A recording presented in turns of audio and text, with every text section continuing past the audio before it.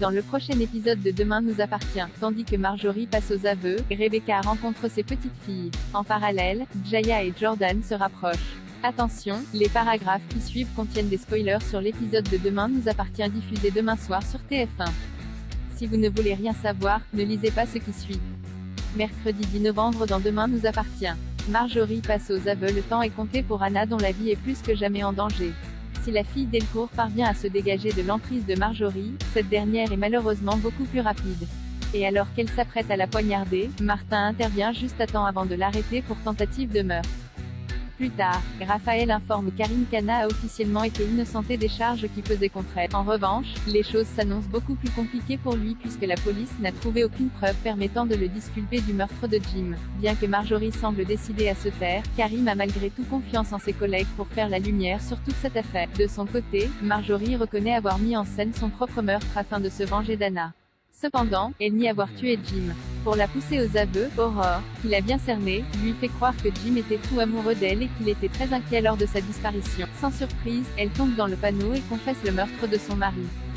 Prévenue par son avocate de la libération de Karim, Anna l'attend à la sortie de la prison. Tandis qu'elle espérait reprendre une vie normale à deux, Karim, qui n'a aucune envie de faire comme si rien ne s'était passé, annonce que leur histoire est terminée. Rebecca rencontre ses petites filles. Rebecca attend ses petites filles devant le lycée. Après avoir prétendu que leur rencontre était liée au hasard, elle les invite à la rejoindre au Spoon pour le déjeuner. Pour sa part, Raphaël se confie à Virginie. Bien que la situation soit délicate, Maître Corca lui conseille de présenter officiellement Rebecca à ses filles mais Raphaël l'exclut surtout cela va beaucoup trop vite pour elle. Non loin de là, Maud, Camille et Rebecca font connaissance lorsque Raphaël débarque au Spoon. Furieuse, elle ordonne à sa mère de ne plus s'approcher de ses filles. En apprenant que Rebecca et leur grand-mère, Maud et Camille sont sous le choc car leur mère a toujours dit qu'elle était morte. Tandis que Rebecca se dit peinée d'entendre cela, Raphaël rétorque qu'elle s'en moque et va même jusqu'à lui dire que sa mort lui aurait évité bien des ennuis. Profondément blessée, Rebecca préfère les laisser tranquilles mais précise toutefois qu'elle a bien l'intention de rester à 7. De retour chez elle, Raphaël avoue à ses filles que sa mère l'a abandonnée à l'âge de 9 ans et qu'elle n'a jamais eu de ses nouvelles depuis. Après s'être excusée de leur avoir infligé cela, elle indique que c'est une partie de sa vie qui est terminée puis leur fait promettre de ne plus s'approcher d'elle. Par la suite, Raphaël reçoit un appel de son père et l'informe que Rebecca est revenue à 7. Sébastien promet alors de s'occuper de tout avant de raccrocher. Jaya et Jordan se rapprochent. Jaya n'a eu aucune nouvelle de Jordan depuis le baiser qu'ils ont échangé quelques jours plus tôt.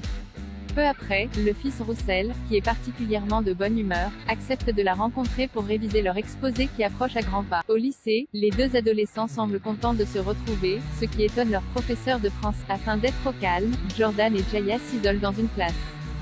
Si Jaya a l'intention de se mettre au travail, Jordan entend plutôt discuter de leur baiser à l'hôpital.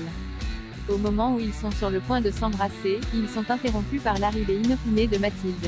Jordan attend donc la fin des cours pour avoir une discussion avec Jaya et elle lui confirme qu'il se passe bien quelque chose entre eux. Lorsqu'elle s'apprête à partir, il la retient par le bras.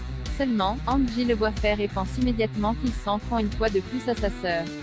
Comme le ton monte, Jaya intervient et promet à Jordan qu'ils se parleront plus tard.